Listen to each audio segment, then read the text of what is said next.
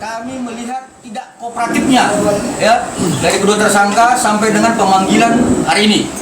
Ketiga, kami meragukan bahwa dengan kejadian pinjam pakai barang bukti yang dimohonkan dan diizinkan oleh atasan penyidik terkait handphone milik Dr. O ini, kami khawatirkan adanya penghilangan barang bukti.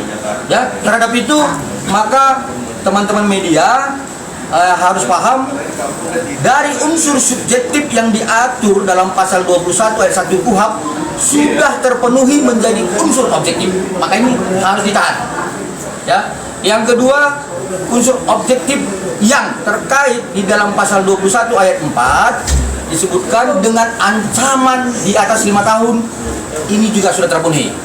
Maka menurut kami tidak ada lagi alasan bagi pihak penyidik untuk tidak melakukan upaya-upaya paksa ya terhadap kedua tersangka untuk kemudian melakukan penahanan terhadap kedua tersangka agar kepentingan hukum dan kepastian hukum dapat dijamin untuk seluruh warga negara, karena ada asas equality before the law yang harus dihormati penyidik. Saya pikir demikian untuk pembuka media. Ada lagi lain? Bang, bukan andai bang, tapi kalau ini kan sudah pemanggilan ya bang, tidak hadir secara prosedur hukumnya kan akan penjelasan paksa. Ya. Langkah apa yang abang lakukan kalau memang misalnya tidak terpenuhi semuanya? Oke, jadi secara hukum normatif dalam hukum acara, saya pikir tidak ada alasan lagi ya, tidak ada alasan lagi untuk bagi penyidik tidak menahan ya seperti yang saya sampaikan tadi, karena unsur subjektif dan objektif telah terpenuhi. Tapi kalau kemudian apa yang saya sampaikan ini juga tidak terlaksana oleh penyidik dan atasan penyidik di Subdit 3 Cyber Polda Metro Jaya, kami akan melakukan upaya-upaya lain. Sebagai contoh yang diatur dalam Peraturan Kapolri Nomor 6 Tahun 2019 di Pasal 41 ya, adanya ya seharusnya adanya pengawasan yang bersifat insidental dari atasan penyidik. Nah, jadi untuk ke depan kami akan melakukan upaya-upaya hukum untuk menyampaikan hal ini kepada Bapak Kapolri Seki Irwasum. Demikian dia. Ada lagi? Bang, soal kronologi sendiri, maaf mengulang gitu kan. Diki sempat ngomong bahwa kenapa adanya ini semua karena dia bilang mengantongi produk berbahayanya Dr. Irwasum berupa jarum suntikan yang tidak boleh diperdagang bebaskan. Di informasi itu gimana bang? Apa bebas dari Dr. sendiri? Baik, jadi sebenarnya itu sudah masuk dalam materi pokok perkara ya, tapi sedikit saya sampaikan. Sebenarnya kalau misalnya ada yang mengatakan bahwa klien kami ini melakukan penjualan terkait produk ilegal, pertama laporkan, itu ya, laporkan. Jadi jangan berbicara masalah dia review, kemudian melakukan pengancaman. Ini kan niat dari awal sudah jelas, terstruktur. Ya, dia katakan ada produk yang ilegal, kemudian dia tidak laporkan, tetapi dia lakukan review. Nah ini kan terstruktur nih, ada niatnya dari awal nih. Ya. Yang kedua, saya sampaikan dengan tegas bahwa klien kami tidak pernah ya menjual produk seperti yang disampaikan oleh tersangka dan kawan-kawannya. Ya, tapi kalaupun memang dia sudah menjual produk itu, ingat ya, yang perlu saya sampaikan, saya singgung sedikit ya materi pokok perkaranya. Produk itu dibeli, perlakuannya itu di klinik. Ya, perlakuannya di klinik, bukan seperti yang disampaikan oleh si tersangka tersebut. Ya, ada lagi? Bang, tapi dari RG sendiri ya, secara pribadi benar-benar ingin malam ini kedua orang itu ditangkap apa gimana bang? Oh ya jelas, jadi dari awal sudah saya sampaikan bahwa klien kami ini paham hukum acara. Artinya terlepas dari keinginan dia, ya. Perlu saya sampaikan kepada rekan-rekan semua bahwa klien kami tidak mempunyai dendam terhadap tersangka, tetapi karena dia paham tentang hukum acara, maka dia berharap hukum normatif, hukum acara itu terlaksana oleh penyidik. Saya pikir itu, ya. Lagi? Bang, tapi dari dokter Clary sendiri sudah mengetahui belum sih bang, ini kan bisa dibilang pemanggilan terakhirnya keduanya Niki ya, tetapi dia tidak hadir bang gitu. Sempat kecewa juga nggak sih dokter Clary? Kalau dibilang kecewa, ya sudah pasti kecewa. Kekecewaan ini bukan berdasarkan like dislike ya, tetapi kekecewaan seorang warga negara terhadap penyelenggara negara yang tidak melaksanakan hukum normatif.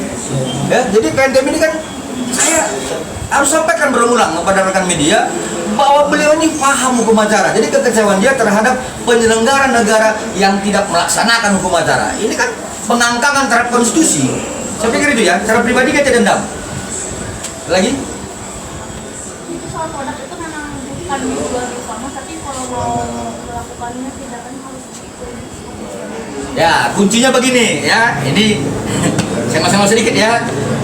Pada intinya si pembeli membeli di e-commerce, kemudian diberikan voucher. Ya, cukup sih ya. Diberikan voucher, kemudian voucher dibawa ke klinik, lalu perlakuannya ada di klinik.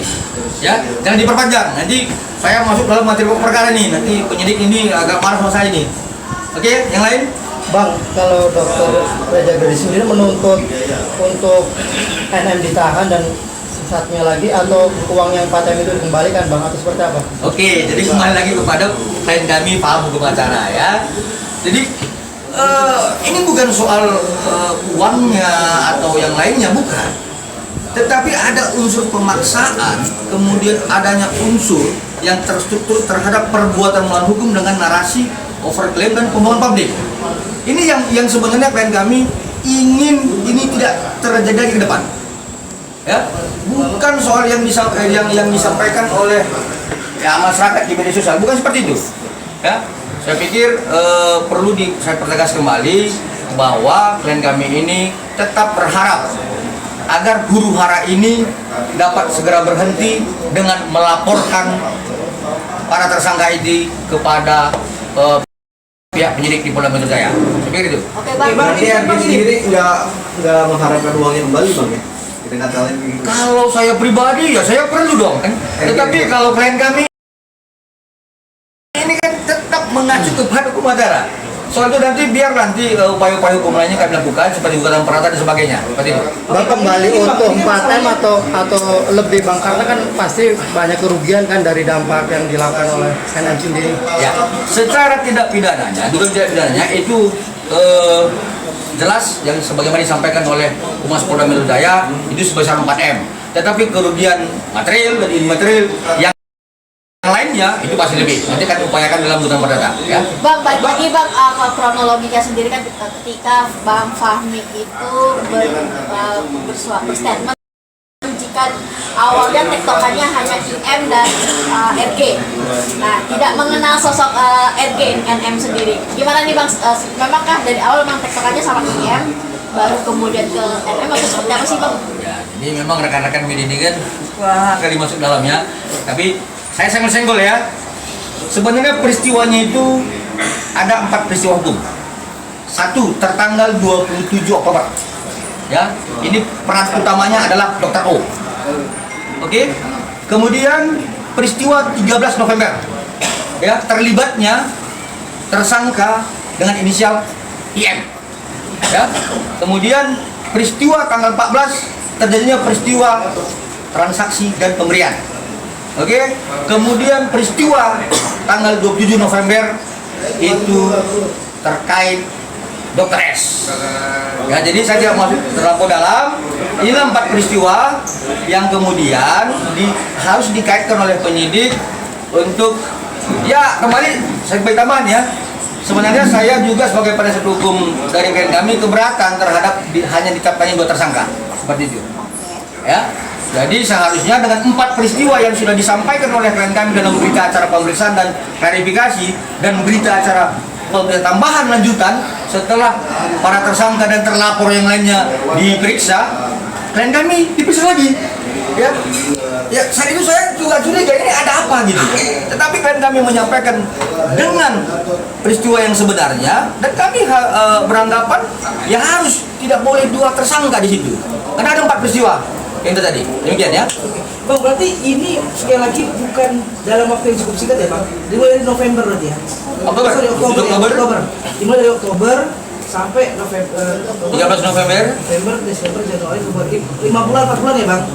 Kalau laporannya kan 3 Desember nih, 2004. 3 Desember.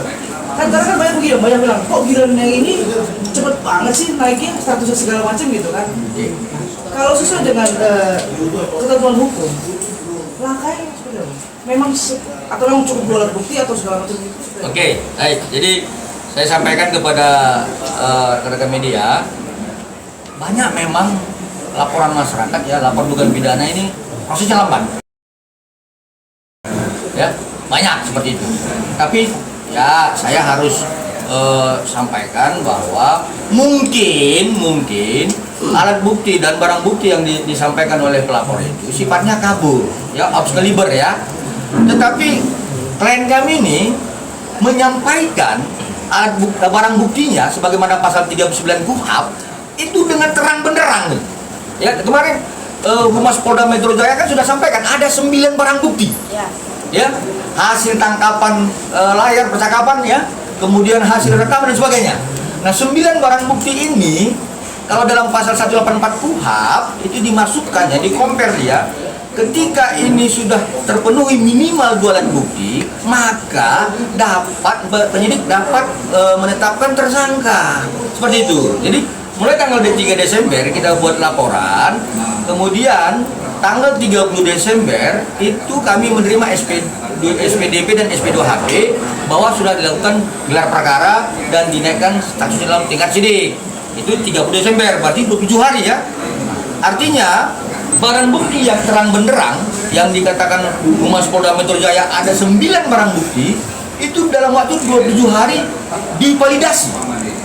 Ya, divalidasi oleh penyidik. Sebenarnya kalau saya penyidik itu cukup 5 hari. Kenapa ini terang benderang?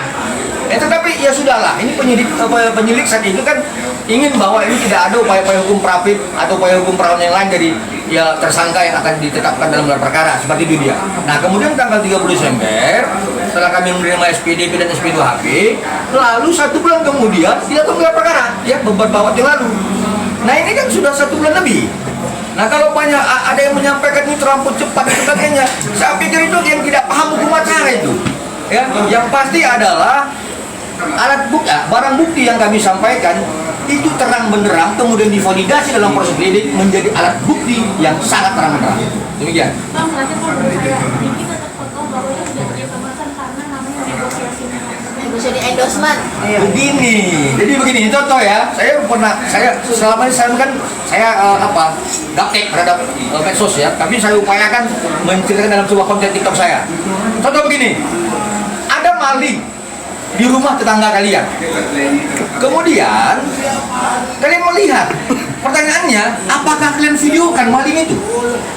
Lalu kemudian kalian katakan di medsos, ya, hei kamu maling, hati-hati ya, nanti aku laporin gitu. Enggak kan? Tapi seharusnya kan kalau maling itu kalian lihat, lalu teriaki maling dan lapor ke polisi. Artinya kalau peristiwanya adalah di sini, si tersangka ini kan mereview dulu produk klien kami, kan begitu kan? Betul, mereview dulu, kemudian melakukan pengancaman dengan narasi-narasi yang disampaikan oleh Humas Polda dengan tangkapan layar yang menjadi barang bukti yang kami sampaikan. Nah, kalau memang benar klien kami itu bersalah dan dia tidak punya niat secara terstruktur dari awal melakukan pengancaman, laporkan saja. Ini kan dia bilang dia beli, kemudian dia review, maka dilaporin. Nah, artinya niat dia, mens rea dia sudah ada terstruktur dari awal. Ya, betul ya. Bang, kalau dibedakan Bang, karena kan sekali lagi ini benar yang nyuap itu harus ikut terlibat. Ini bedakan Bang, kalau penyuapan dengan Ini bukannya nyuap, maaf. makanya di Maaf, bukan penyuapan, tapi pemerasan. Ya, niat pemerasan itu sudah ada dari awal, terstruktur ya, dengan review seperti itu. Ini bukan penyuapan, tapi pemerasan, ya, seperti itu. Oke, lagi deh. Berarti dia bang melakukan upaya hukum ya bang, kalau memang tidak terpenuhi semua apa yang sudah terjadi hari ini akan melakukan Ya, kita akan lakukan upaya hukum sebagaimana yang diatur dalam Peraturan Kapolri Nomor 6 Tahun 2019 Pasal 41 dia. Ya, kita akan meminta Bapak Kapolri dalam ini Irwasum untuk melakukan pengawasan insidental. Ya, kenapa? Karena kami menganggap ini sudah harus ditahan seperti itu. Nah, jadi saya ingatkan ya kepada sahabat-sahabat kami penyidik dan atasan penyidik di Cyber Polda Metro Jaya untuk kita sama-sama menghormati rule of the law, ya, aturan main kita dalam hukum acara. Begitu demikian. Oke, thank you bang. Betul. Ini dua di sini. Oke,